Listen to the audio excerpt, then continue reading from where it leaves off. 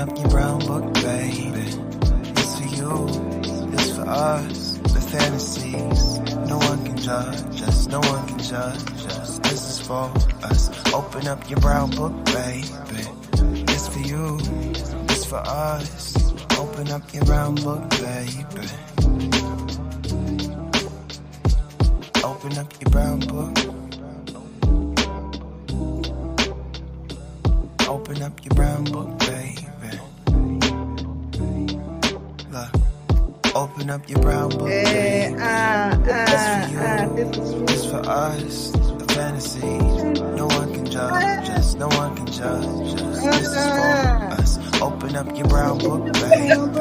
Listen, I gotta tell you, baby. The fantasy. Yeah, okay, it's a groove, baby. It's a groove. I've been singing this for like 2 weeks straight. I've been singing it for like 2 years straight. You know what I mean? It's the same thing. I love it. I love it. Hey, y'all. Hey, it's your girl, Shay Baby, and welcome back to another episode here at the Brown Book Series. Listen, y'all know what to do. Go ahead and let everybody know it's Wednesday night at 7 o'clock, and the Brown Book Series is on. Okay, y'all got that? For the ones who haven't done it, we need you to like, subscribe, and share. We got so many wonderful things coming up, and we do not want you guys to miss it.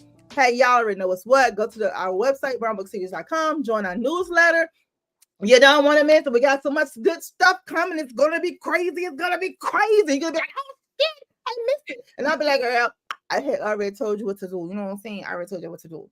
But tonight, what I need for you to do is like, subscribe, and share, and make sure you let everybody know the Brown Book Series is on. And tonight we have a wonderful author with us. She's new to the show, so we're gonna be nice. We're gonna be good. You know what I'm saying? We ain't gonna ask her who she want to sleep with and all that stuff yet. We're gonna wait on it for a hot minute. Ladies and gentlemen, author of contemporary steamy romance, Mrs. Tara Roy.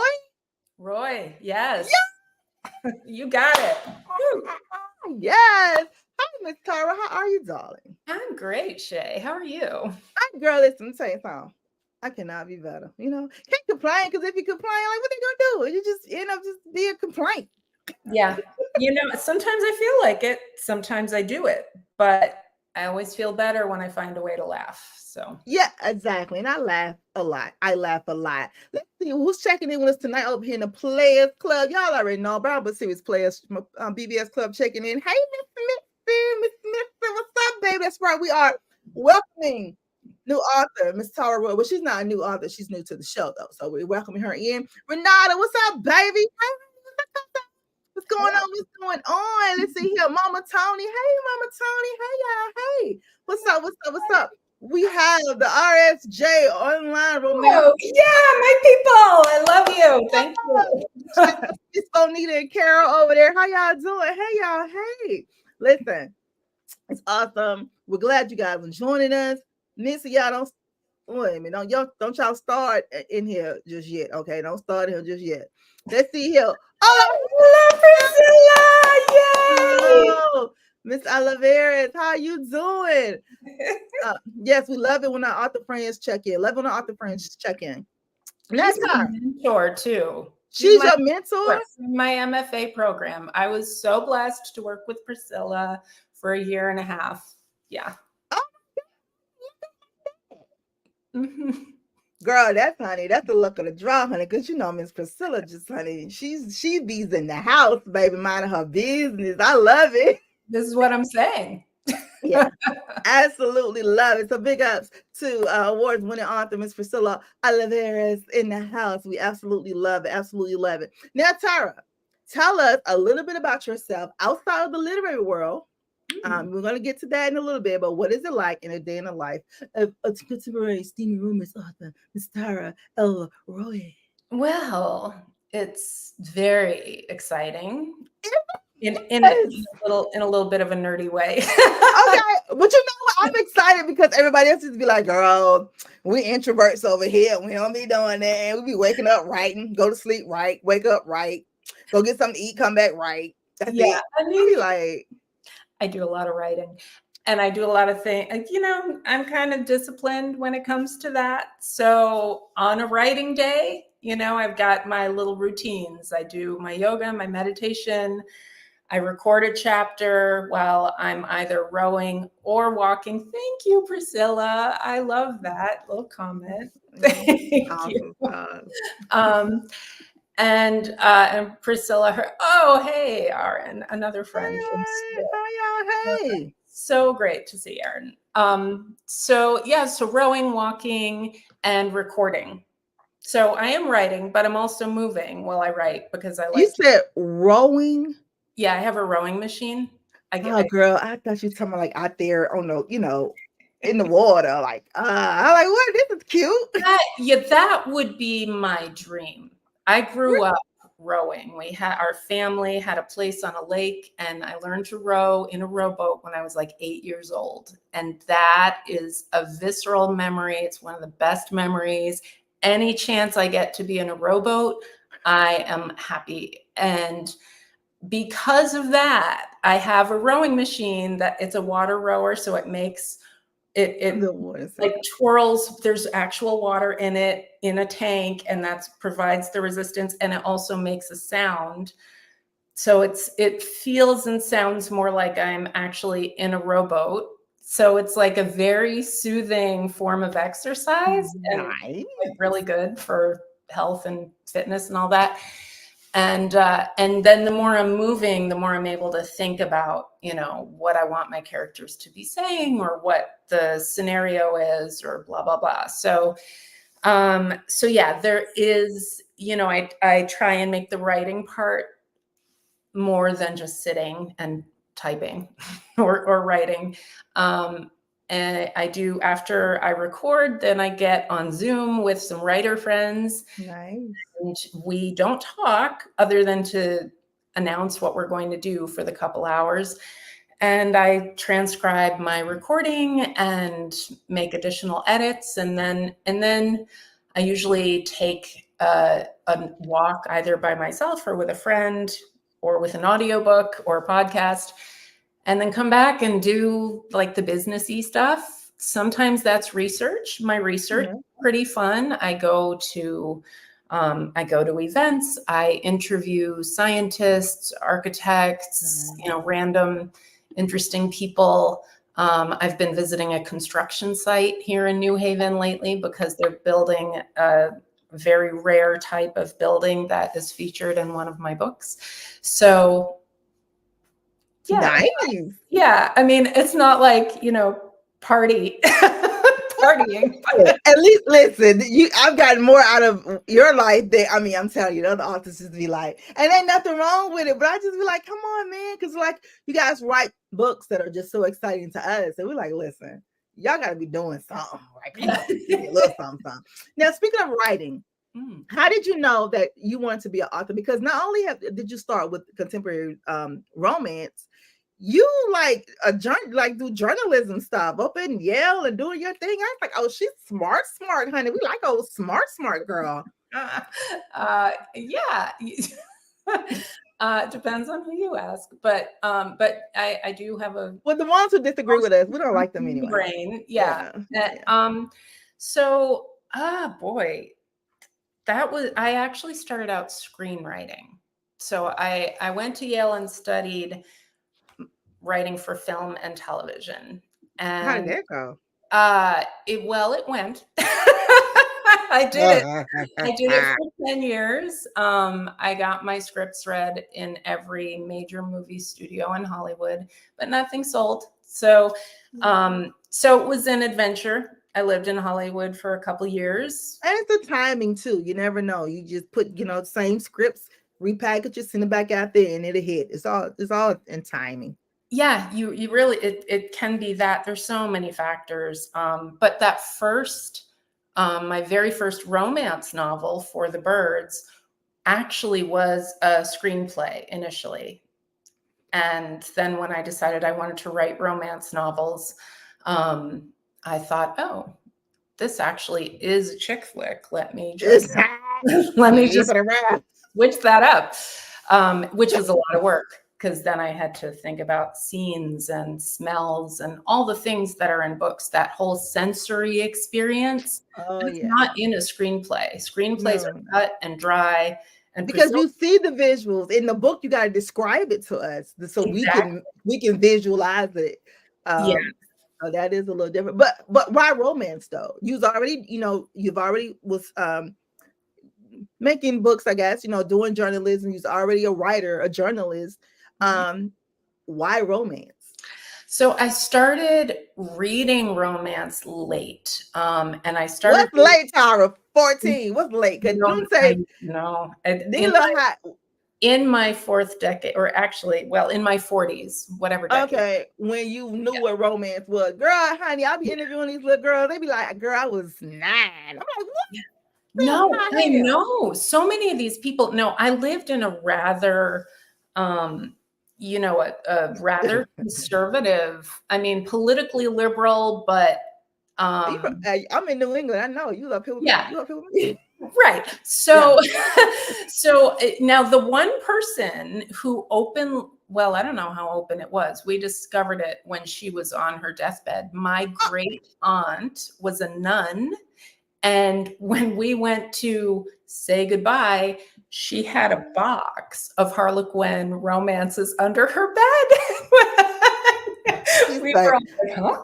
What? Grandma said, I'm going to heaven with a happy ending, baby. I love it. I know. Oh my God. And so, okay, so that's when you was like, okay, girl, like, what is this? Yeah. So it was actually then, 30 years later that I was someone in my writing group was writing romance novels. And I was like, these are fun. So I started reading romance novels and was Who's your favorite author? oh my God. And don't say Priscilla, because that's your mentor. We already know Priscilla can write. We already know she's a badass writer. Right. We know that already. I do love Priscilla. Also, and she is good. She is good. good. And also, I am a huge fan of Lyssa Kay Adams, her Bromance Book Club series. She's got the social justice themes and the bizarrely quirky characters. And so I do that a lot. I've got social and environmental justice themes and, slightly off-center characters. So we have that in common. I love Sarah MacLean. I'm generally a huge reader of historicals, but like any day, give me a Sarah MacLean book. Oh, looking at Priscilla's comment. She will love that one about the nun reading. Yeah, I know.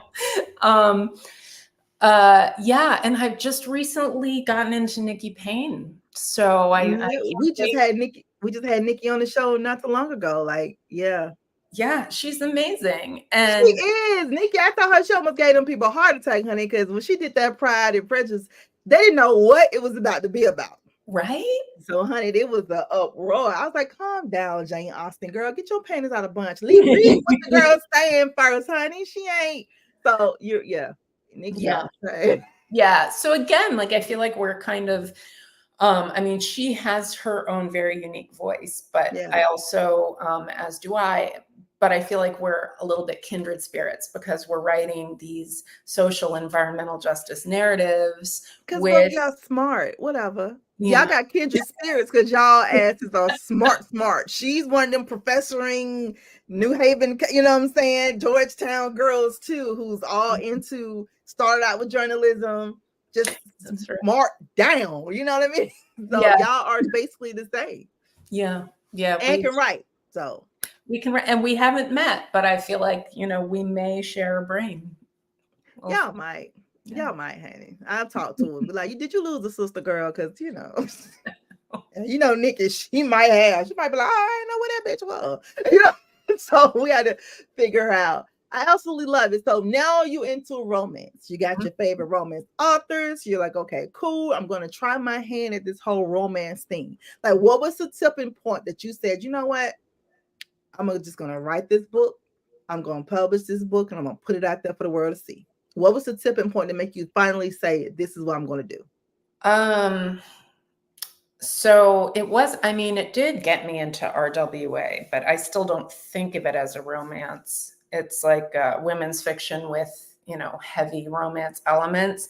So my very first book, which was actually published under my real name, I was looking for a publisher, and they felt my book was too dark for the, it was during the Trump era. And so they were like, yeah, this book is a little too dark. And I just thought, well, I know how to do, I know how to write copy. I know how to design a book cover. I know how to like do all these things. I may as well just do it myself. So that was 2018.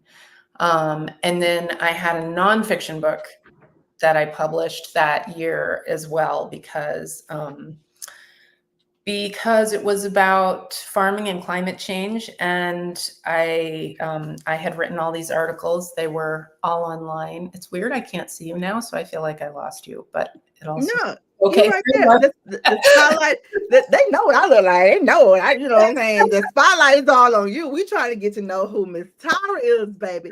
I do have a question for you though. Yeah. You said it was too dark. Dark, yeah. Like how? Dark, like set during the Vietnam War era, beginning in a psychiatric ward with a chronically ill hero and a heroine who was experiencing a nervous breakdown after a very traumatic experience. And what's dark about? I mean, did he do it to her when she was in the hospital? No. He basically saves her. Like, he's and no, nothing happened. Nothing untoward happens in the hospital. However, he is an orderly. He's an employee, so he's not supposed to be thinking about patients that way. However, in the 1960s, one of the strange ways that they socialized psychiatric patients was having dances. And the staff were not supposed to dance with the patients. But if a patient asked a staff member to teach them a dance, then they could dance together.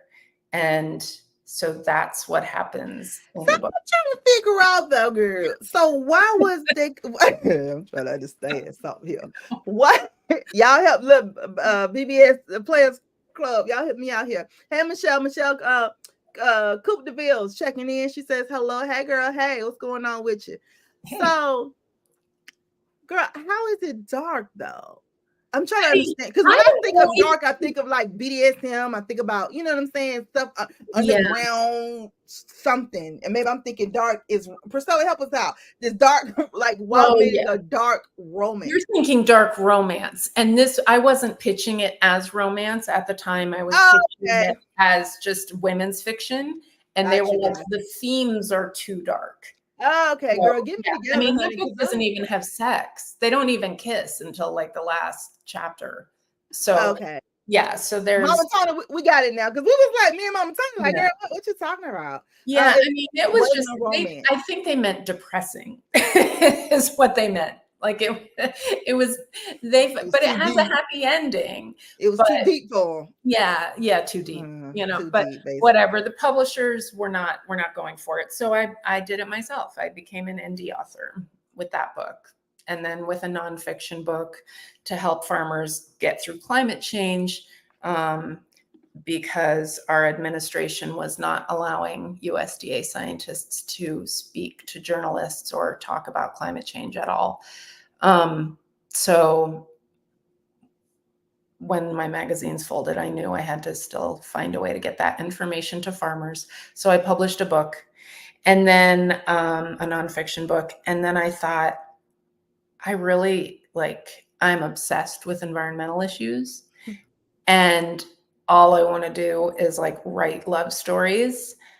What if I just do them together and start writing environmental themed romance novels and make it fun and sexy? Fun and sexy. Okay. So let's go to the fun and the sexy. I was like, okay then, girl. You're very smart. I love it. So let's talk about For the Birds, a romance. Yeah. Right. So is this, so as you said, you published up under your real name? Is this your first book published in the romance genre, considered romance, and because it's in the title, considered romance, and under your pen name? So is this like the first book, okay, launching the career as a romance author? Correct. Yeah. All right, tell us about the Birds, a romance. Yeah. So For the Birds is For the Birds. I'm sorry, I'm tripping. That's right. It's my edible about to kick in, so don't mind me none. That's all right. I wanna be calling it a sweet romance, but it's not. I don't mean that in the sweet sense. Like they have some steamy sex, but I just mean in like the wholesome kind of. It's just a. I think it's a heartwarming story. Although Claire is overcoming a trauma, and she's starting life over with a 5-year-old child, and she's graduating from college, finally doing what she wants to do, which is get into wildlife biology. And Brian is new to town. It's a very small town. And he likes Claire immediately, but she does not trust him. And so,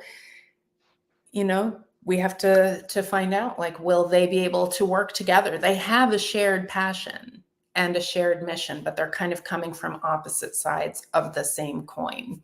I get it. So why the name though, For the Birds? Oh, so because they're both wildlife biologists, and he is trying to save the red knot, which is a shorebird species that is in different parts of the world, but migrates from south.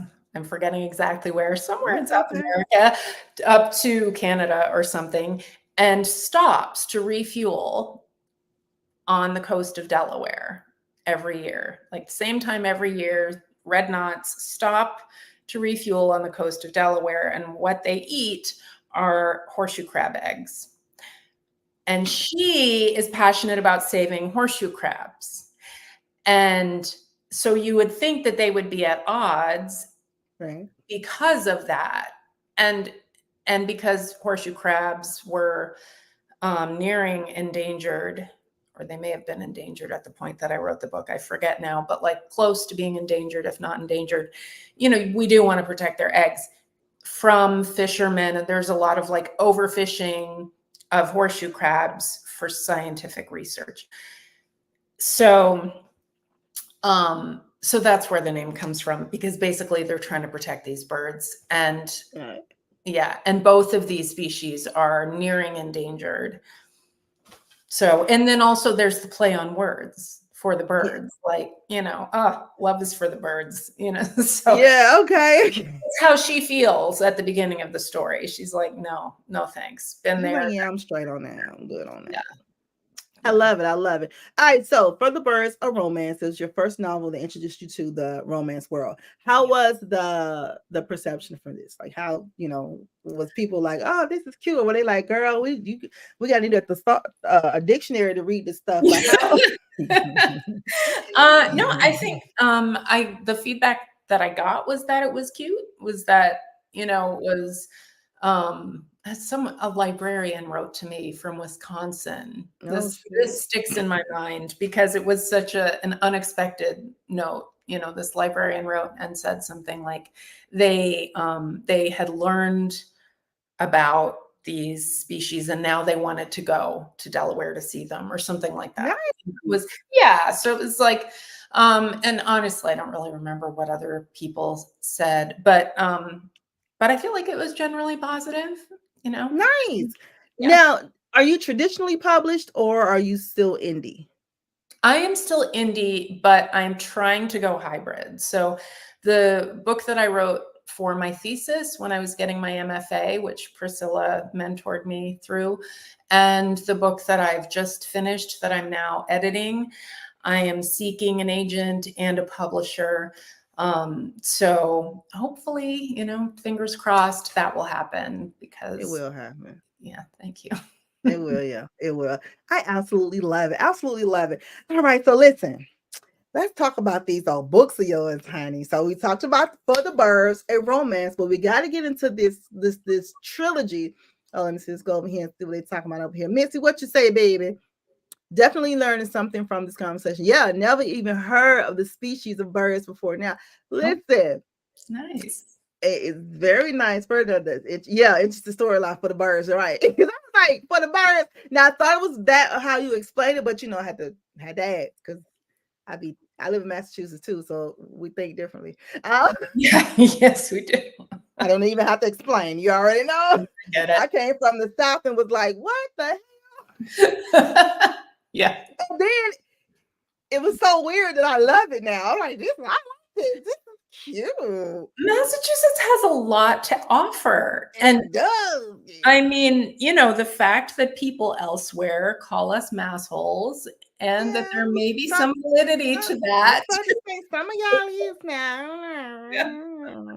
When you get on the road, you really see it because the driving, oh my God. But here's the thing though, y'all can't drive. That's the whole, I'm like, they're assholes because y'all cannot drive. No, and then they get in front of you and slow down. Cannot drive. And I'll be like, okay, maybe now when it's snowing, I can't admit I don't have no issues with the people because the people who can drive are not on the road. It's the experienced drivers that's on the road. But just regular everyday, I'd be like, they can't drive up here. No. No, it's bad. It's bad. I'm like, they mad because they can't drive. That's why they're assholes. No, I know. Because they can't drive. But you're not like that, Tara. No, I'm not like that. I just speed. Right. Me too. I'd be like, get out the way. Like, straight tripping. All right, cool. So, all right, let's go to your trilogy. You have a love and disaster trilogy. The first one in this trilogy is called Haven.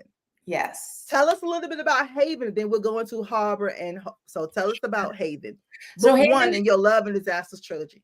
Yeah, Haven is set in New Haven, Connecticut, hence the title. Dr. Wesley Williams has a reputation for breaking hearts, and artist Sage Deschamps is too busy building her career to risk it. I love her name. Oh my God, her name is wonderful. Yeah. But when work and disaster trap Sage and Wesley together, they can't ignore their attraction or the feeling they belong together. Is dating him worth the risk? Can love born in a tornado survive? This is a forced proximity, shared mission, soulmates romance featuring. He's sworn off love, but that doesn't last long. Once he be the ones who fall hard. They'll be like, yeah, you sworn off. Whatever, dude. Yeah. Does Haven tell us about Harbor? So Harbor, mostly takes place in New Orleans, but also doesn't quite begin in Haven, but does take place a little bit in New Haven. So Derek is Wesley's best friend for life, and Amira is like a sister to Sage. And this is another one where the dude is sworn off love. No flirting, no dating, no sex. Derek's female fast is no problem until Amira strides into his life and New Orleans floods. Derek is too friendly, and Amira knows better than to trust a charming man. But when their travel plans go awry, they're stuck together, unable to deny their growing feelings. Can they find safe harbor in love? This is an age gap, forced proximity, soulmates romance featuring a child heart surgeon and a child therapist who's also a single mom to a 12-year-old girl. I love it. You know what? And now I got to go back to Haven because I cut you off a little bit. I'm sorry about that. You was about to tell me what this book was featuring who? Oh, yeah. So Haven features Sage and Wesley, and Harbor features Amira and Derek. And what was Sage's occupation? Sage is an artist. So she was a photojournalist, and she became a photographer artist who augments realistic environmental photos. So I love it on Miss Sage. All right, and last up with this book 3, Hope.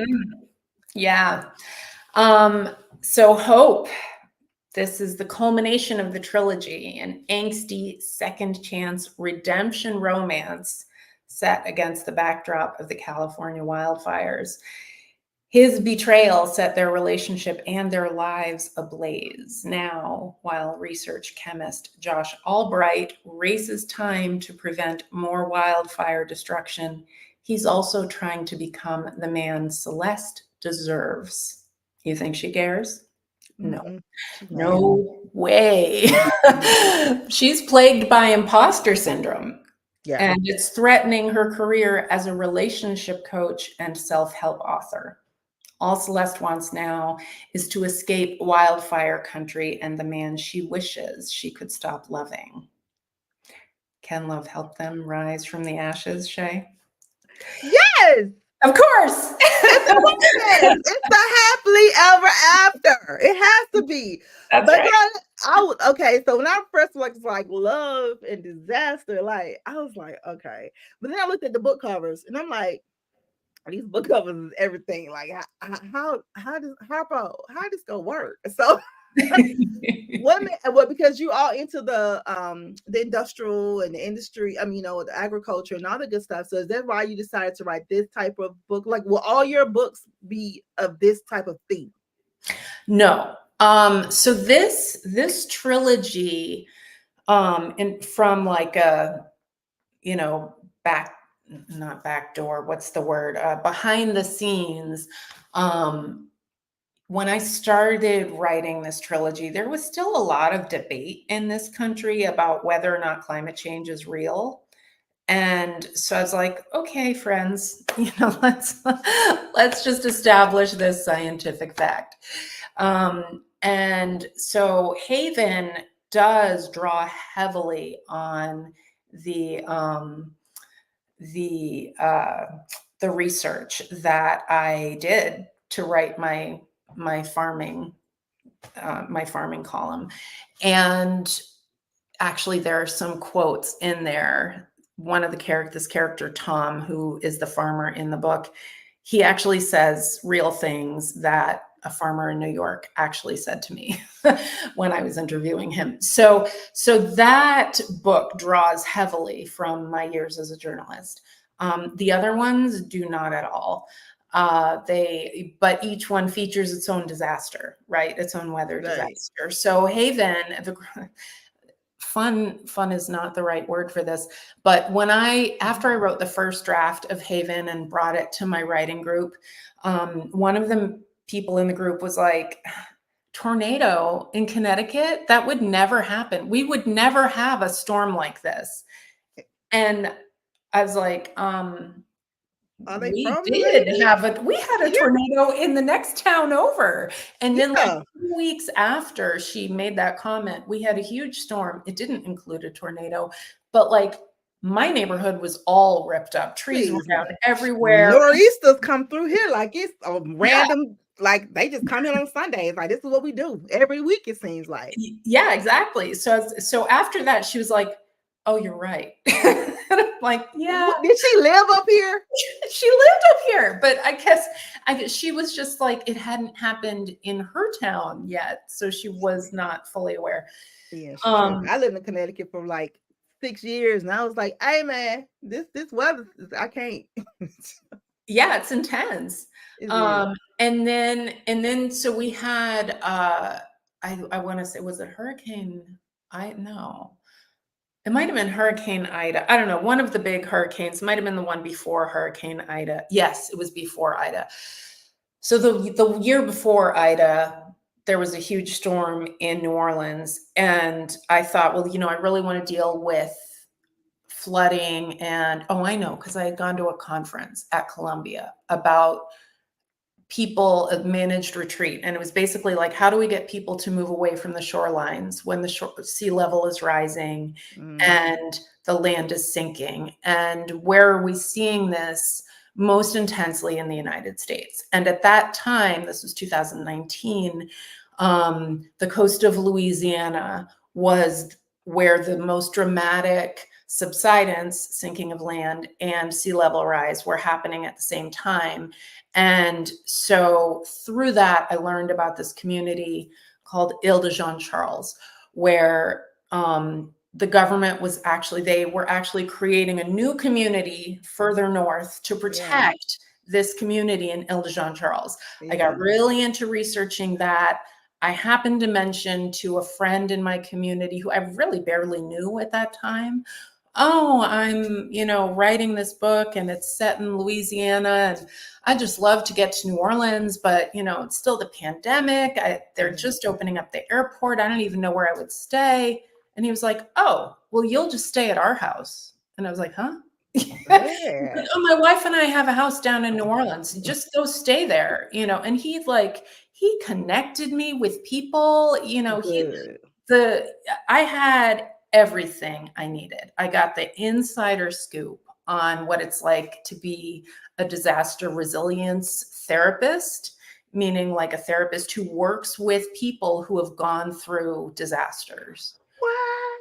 Yeah, I got to interview people who I wouldn't have met, or it would have taken me a long time to find them. He was just reached out to his network, and then reached out to his network for this and for that. And so I was totally hooked up. I spent 9 days there. I drove out to Ile de Jean Charles. It was beautiful, but also disappearing. When I finished writing, I think it was the second draft of the book. I was holed up finishing this and then re-entered the world, and Hurricane Ida had obliterated Ile de Jean Charles. She came through. Yeah. And I was like, oh my God, I just finished this book where this community, and that community no longer exists. And then similarly, when I was editing Hope, so I knew from early on, I wanted to write a book featuring wildfires. Initially, I wanted to go to Australia because fires happening there. But then the pandemic happened and, whatever, I couldn't get to Australia. I couldn't get to California either, but I have lived there and I have family and friends there. So there was, I'm still able to get some information. I did a lot of research. I found a scientist at Stanford who actually has created a wildfire prevention solution. Wow. Yeah, and it works, and it's in use in certain areas. There's a whole lot to be done to protect the, enough of the land in California with this product. But in any case, so I did tons of research, wrote the first draft, was revising the final draft last summer. And then those wildfires in Canada happened and we had all the smoke down here. Couldn't open our windows, wearing masks just to breathe outside. All the, I have a reverse osmosis water filter that tells me how the level of pollution or particulates that it's removing from my water. During those wildfire smoke days, that number went dramatically higher. Wow. Yeah. So all of these effects, all these things that I was writing in that book that I was editing at that point, then I was living without the actual fires, but then living it, which is again, horrifying, but also how synchronous that it's it keeps happening. Anyway, I'm done writing about disasters. So you just did the trilogy. You're I'm good. I'm gonna write about some more stuff. Yeah. So now I'm talking about still environmental justice issues, but with less focus on, people getting through a horrible event. More on the romance part of it, focus more on the romance, or more of a it's outside of that. It's just, I think the Love and Disaster trilogy are they're definitely romances. And boy, I'll tell you, at least if Esther Perel is correct, like nothing brings a couple together and banging hard than a disaster to freak the heck out of them. You know what I'm saying? They think it was like, yo, we're not gonna live. Go on, give me some. That's right. Like, I need to relieve this stress. Yes. They Get better than me, but when I'm stressed out, I'll be like, don't touch me. Yeah. I'm over here trying to pray to Jesus to get me up out of here. I ain't got time. Boy, I gone. Yeah. Well, my characters, they resolve stress in bed. So in any case, so it's much less stress in these books, much more humor, quirky characters. Laquette was at my thesis reading, and she was like, Josephine, who's the heroine in my thesis, she's like, she's kind of like Chrissy Snow from, do you remember Chrissy Snow from whatchamacallit, that show in the 70s? Oh, no, that's not Three's. Yes, Three's Company. Three's Company. Yeah. And I realized I didn't know Chrissy's last name. Isn't that crazy?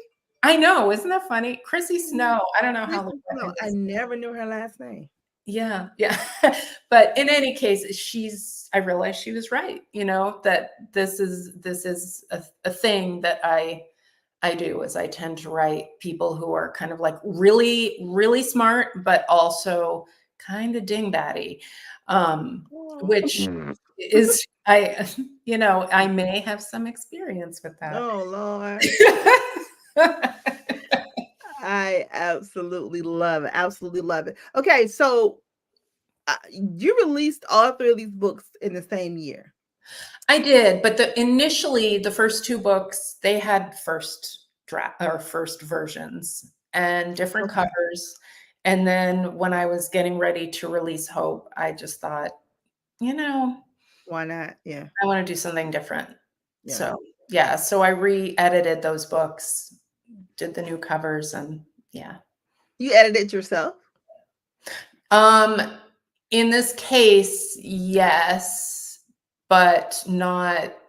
It was like, because they had already been through edits, you know what I mean? But it was more just like, why did that? I don't like that dialogue anymore, or like, so it was things like that. Jessica Pride edited Hope. Jess Pride from, oh my God, I'm blanking on the book. She edited an anthology, Black Love Matters. And she edited Hope. So I felt really excited about that because she was wonderful. Nice. Love it. Love it. Yeah. All right. Well, it seems like you had a nice little you with Priscilla, Laquette, and all them. You got a cute little writers team thing going over there. I've been so lucky. And last summer September, this was a weird thing too. I'm trying to even remember how it happened. Anyway, I ended up speaking on a panel as part of Yale's first, maybe only, romance conference. We was there. Well, Beverly Jenkins was there, and yes, Roxanne. Yeah. And so I don't know if you went over on the second day, if you went over to the library where there were the book signing. Yeah, and so upstairs there was a panel, and it was me and Margot Hendricks and Adriana Herrera. Yes, got you. Yeah. And Carol also. Oh my God, I'm forgetting Carol's last name. That's terrible. Sorry, Carol. Damn. I know you're talking about that. I forgot. She's a book critic. She's really great. Yes, she is. Oh my God. I'm so sorry. That's it. Katrina Jackson was there, but yeah, it was all up in the house doing our thing. It was amazing. And Adriana sat next to me and coached me through the entire thing. You know what? Tell them about the book. Hilarious. She was, yes. Yeah. And that was amazing because her books, especially the Les Leona series. Oh, yeah. Oh my God. It's so inspiring. I love her work. I love absolutely. Yeah, we interviewed her about a year or 2 ago, I think. I'm trying to be on it. She be doing her thing, honey. Yeah. That was funny. Actually, I think they're trying to do something else with that too because it was so good. And Roxanne Roxanne Gay. Gay. Oh my God, Roxanne Gay oh my God. The whole thing was It was incredible. It was. Yeah. And it was surreal to be to be speaking on a panel and looking into the audience and seeing Miss Beverly Jenkins, Sarah McLean, like, and then a woman from the community whose shoes were basically duct tape, who was clearly like probably living in poverty. Like, it wasn't a trashing statement. I use sometimes like these are trashing, but it was not a trashing statement. She was like not doing well, clearly, financially. She's sitting right in the front row, soaking it up, loving every minute. And to me, that was just like so beautiful that here was this woman, from wherever, and then Beverly Jenkins and Sarah McLean and then friends and new. That was awesome. Of course I was there with Miss Bell to make sure she was good, get her stuff together, whatever. But one of my good friends was there with us too, Julie Moody Freeman. She is she's a professor at DePaul. And she was on a panel. She was on the panel with Sarah McLean and Jen. I was with Jen last month in Chicago. I was like, go, Julie was putting it down, baby. I was like, yeah, that's my friend. Yeah, she was. She was putting it down. That is awesome. I absolutely love it. So, Tara, author's moments. What's your most urgent priority for the rest of the year, both in the literary world and in your personal life? In the literary world, it is getting an agent and a publisher for these 2 books. In the rest of my life, it is getting a job. I'm looking for a day job. So you really looking for one? You got like 100. You got like 150 degrees. Like you just don't want to. I'm just saying. You can go to any school and just be like, girl, give me a job real quick. Just looking for the right one, right? It's the right one, and I wish it were that easy. Listen, I know, right? That's what some of my friends like. Shay, you got like 3 degrees. That's I know, but I just don't feel like it. It has to, it has to move me. Yeah. I mean, I feel the same way. It has to move me. It has to pay adequately. Even if it pays, it still has to move me. I'm weird like that. Yeah, no, I have always been the same way. That I need to feel good about what I'm doing. I want to be like putting something. I want to be. I want to be like Halle Berry. Make me feel good. I want it like that.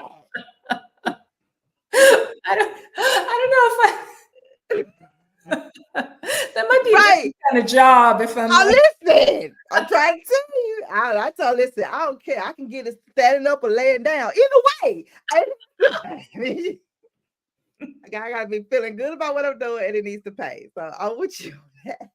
I still gotta get the books out and gotta get a job. Yes, I love it. Sounds like an author to me. You know what I'm saying? That's right.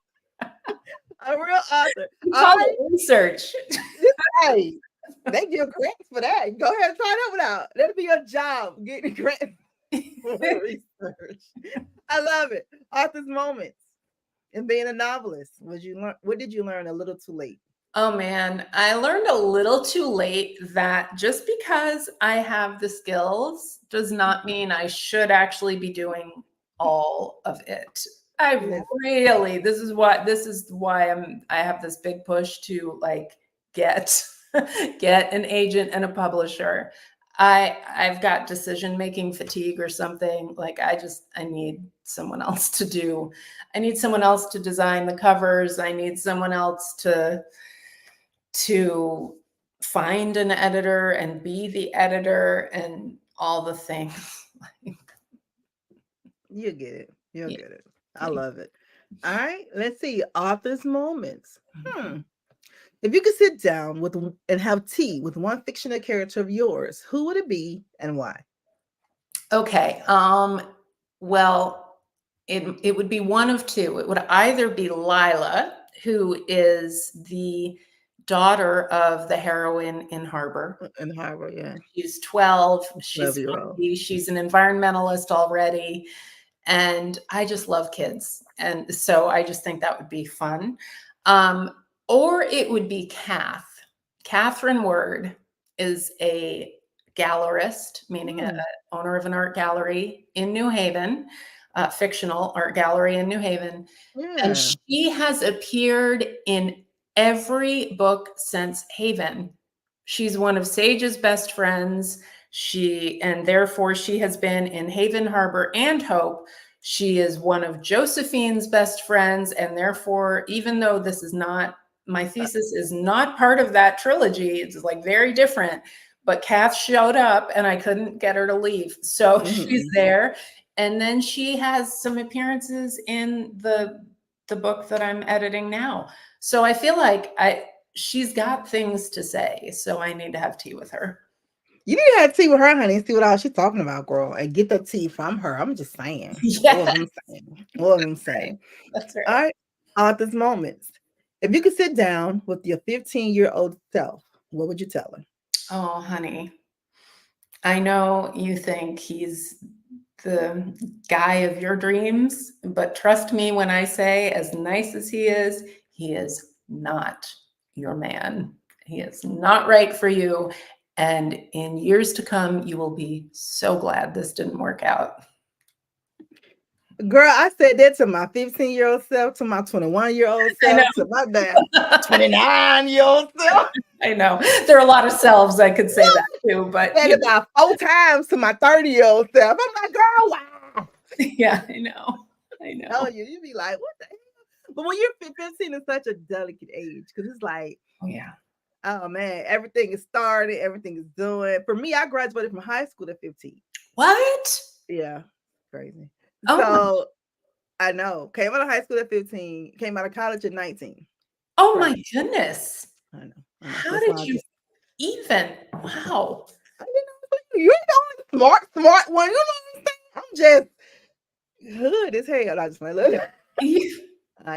You're calling me smart now. I feel I'm like the fool of this group. Wow. No, man, listen. I just was like, all right, cool. My daddy was like, you got to get this going. I'm like, all right, fine, whatever. Let's just go. Keep me focused and let's go. But so I totally get that, man. It's like, it's crazy. It's crazy. I'd be like, no, give me the yellow Lord. Yeah, so at 15 is just so crazy because I was coming out of high school, driving, trying to learn adult stuff and trying to still hang out with my little 15-year-old friends. But it was 15 was crazy. Yeah, everybody telling you what to do. You're like, what? Yeah. Trying to learn life. Ugh. It's a rough time. Yeah. Yeah, I think that was the year my uncle decided to try and teach me to drive, and we had one lesson. That was it. No, I'll let someone else teach me. Thank you. I love you. It's so hilarious. My cousin's ex-wife actually, she taught me how to drive a stick shift because guys are like, this is a regular man. And she was like, listen, you're a woman. You need to learn how to drive a stick. I said, well, girl, let's wreck your car. Don't wreck mine. And so I can drive a stick, and some of my brothers can't. Oh, really? What? I kills it. I'd rather drive one. You'd rather drive a stick? Yeah. I mean, on a long drive, I would too. That's how I learned to drive. But it was that first lesson. You're grinding the gears. Oh my God. I know what to do. I'm telling you. I messed around back then. I had a 3000 GT, a little sports car. Oh, I was like, I'm finna just mess up everything. I absolutely love it. Absolutely love it. Let's see here. Okay, let's go over to the chat. What are y'all talking about over here? Let me see how. Everybody should be able to. Yes, everybody should be able to drive a stick. Everybody. Absolutely, Mitzi. Priscilla said, I want to go to girls' night out with Katie too. Okay, yeah. Gone, girl. Y'all gonna go hang out. I love it. I absolutely love it. Let's see here. You write about yourself. Who write about themselves? Yeah, who are you talking to, Tony? Right, yeah, Missy, just because you do it, yes. I mean, exactly. Don't mean you should. Now, that's for damn sure. That's for damn sure. Let's see here. Tara, Yeah. Dead or alive. Mm. If you were hosting a dinner party and could invite 5 people from any era, who would it be? Dead or alive? Real people. Okay, such a tricky question, especially because I don't know all their names. Oh Lord. But I'm sorry, I turned my back real quick. My bad. I know. My bad. I think it would be really cool to get the original authors or scribes, whatever they actually were, of the world's major holy books.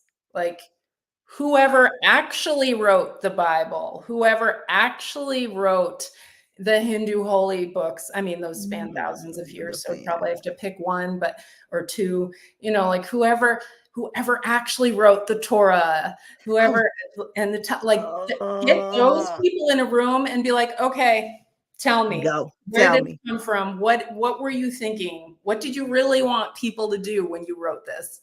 And why is it so damn long? It's a bunch of love stories.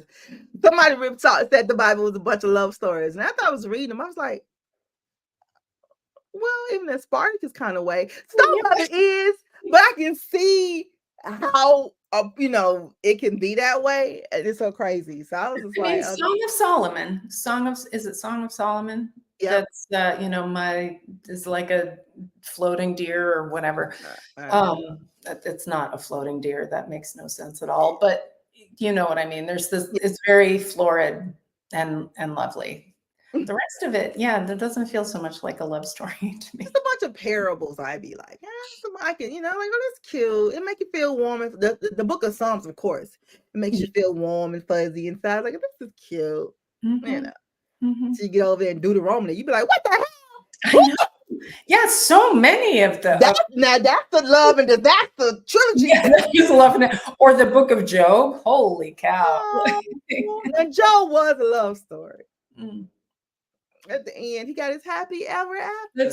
That's true. He did at the end, but the disasters, they hit hard and fast. I'm like, Lord, if I gotta go through this to get some love, honey, love don't live here no more. I am fine with it, Jesus. I could be single and I'm good. I'm just saying. Y'all went through it. Yeah. So we've got, I just think that'd be so interesting. Like, I think it would be, and then also to sit them down, so you've got this person talking about the story of Job and the, Song of Solomon, and this person talking about Krishna and Arjun, like, on the battlefield in the chariot, talking and, all the stuff about the war that's in the mind, except it's in the book, it's on the battlefield. Yeah. All that. Yeah, I really want to know that. Yeah. Who wrote the Jericho? The walls of Jericho came tumbling down. I'm like, how is that? Yeah. Okay, I'm like, and then I'm a preacher's kid, so if y'all in the hoopla. All right, cool. So Tyler wants to bring all the scribes for the olden days. Yeah. Oh my God. The guy who holds the key to the Vatican, where all the books and stuff is, where he at? I want to get him drunk. Yeah. And sit down with him and be like, hey man, let's get these little books up for real. I love it. Absolutely love it. Oh my God, Tara, this has been a freaking treat. It has brought us to the end of my interview. We got one question left. This has been awesome. But before I ask this last question, I want you to tell us all things Tara Roy. Where you want us to go to purchase your books, your website. If you got a newsletter, what you want us to do, give us your call to action, all your social media handles, and all the other good stuff, girl. Thank you. Well, you can find everything at taralroy.com. And if you want quick links to my social media, they're at linktree/TaraLroy. But if you just start at taralroy.com, you will be all set. And Shay, I forgot to ask if you got this email. Did you get that email I sent today with the discount code? My team probably did. I'm sorry. But listen, what you want me to do? All right. So there's a discount code. They got it. They said they got it. Got it. All right. So awesome. So can they put that on the screen?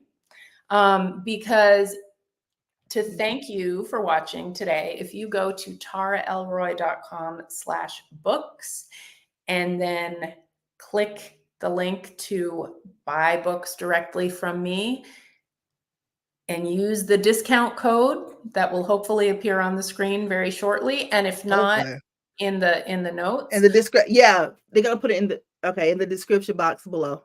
Yeah, awesome. Then you will get 25% off your entire purchase. You can get all 4 of my books at 25% off. I love it. You guys, make sure you check out the description box below as soon as we finish, and the discount code will be up there. Yeah, and that is only good for 1 week. So it's only good for, okay, so to now until next. Really, for people watching this show tonight or in the few days afterwards, because next Wednesday night that discount code won't work anymore. So if you're catching this show a year from now, I'm sorry. Beep you. Yeah, sign up for the newsletter, which the link is on my website. Just go to my website. It has all the things. Everything is on her website, y'all. We absolutely love it. Absolutely love it. All right, Miss Tara. Yes. Last question of the interview. You ready? I'm ready. If you're writing a book about your life, what would the title be? Okay. It would be Things Like That Don't Happen in Real Life. From the lady who wrote a whole book about disasters. I need you to get your life together. They don't have it like that in real life. You would think, but there's a lot of it they do. From the Connecticut lady talking about ain't no freaking hurricanes. Girl, back. Yeah. So many things that I've experienced that people are like, those things don't happen in real life. I'm like, okay. Like it happens, baby. Oh my God. Ladies and gentlemen, please give a big round of applause to Miss Tara L. Roy. Yay. Oh, thank you. Thank you so much for joining us. Thanks to everybody that's out there looking and following us and doing everything. We love you guys. Make sure you go to her website and get everything that has her name on it. Get all the books, and she's gonna have some more books coming out. And she's going to come back and holler at us. And we're going to talk to her about Raw, see if she want to come out and hang out with us down in Alexandria, Virginia. Is going down November 1st and 2nd. Listen, y'all, I done signed some little agreements with some people, and I can't announce them until like next week or the week after. But trust me when I say, you do not want to miss Raw this year. You do not want to miss Raw this year. November 1st and 2nd, Alexandria, Virginia. Go to brownbookseries.com or go to the Raw Experience. Go to rawexperience.com. Make sure you get your tickets. You do not want to miss. I'm trying to tell you now because we're doing a cutoff. I'm making me having all these millions and millions of people. My attention span ain't that long. So make sure you go to brownbookseries.com or just hit the Raw tab and take it from there. We're going to be uploading all the authors who's going to be there, all the special guests, and all the legends. I'm telling you, the legends this year is going to be awesome, just like it was the very first one. So, we're going to keep this thing. We're going to continue to keep this thing going. So, y'all know what's up. We will see you guys next week. Go to brownbookseries.com and you can figure out who's going to be on here next week. Katie Roberts is going to be in the building. Monique Fisher is going to be in the building. M.A. Wardell is going to be in the building. We have so much going on, and you do not want to miss. I'm telling you, you do not want to miss it. And Tara, she's gonna come back. I am definitely coming back. I can't wait. She gotta come back, right? Because now we gotta get all in her business. We gotta ask everything. We gotta ask about this pen name. We need to know what the L stand for. We need to know everything. So she's definitely going to come back. And you guys go get your tickets for Raw. Hey, it's gonna be so many places. It's gonna be crazy. Brenda Jackson is gonna be so many places. Deborah Jenkins, everyone who's a part of the House of Bohanna, Rona D. Drinker, I'm telling you, you want to go with them, follow them. It's going to be awesome. We out here doing big things. LaShira Lee, Lights, Camera, Action. If you're in the North Carolina area, make sure you check her out. She has her conference going on in August. So go check her out. LaShira Lee, Lights, Camera, Action. It's so much going on. It's just a lot. But you should just come and support your favorite artist. It's your girl, Shay Baby. Y'all know what's up. Stay safe, but most of all, stay positive. Hold 1 second for me. All right. Take place. Open up your brown book, baby. It's for you. for us, the fantasies. No one can judge us, no one can judge us. This is for us. Open up your brown book, baby. Open up your brown book, baby. Open up your brown book.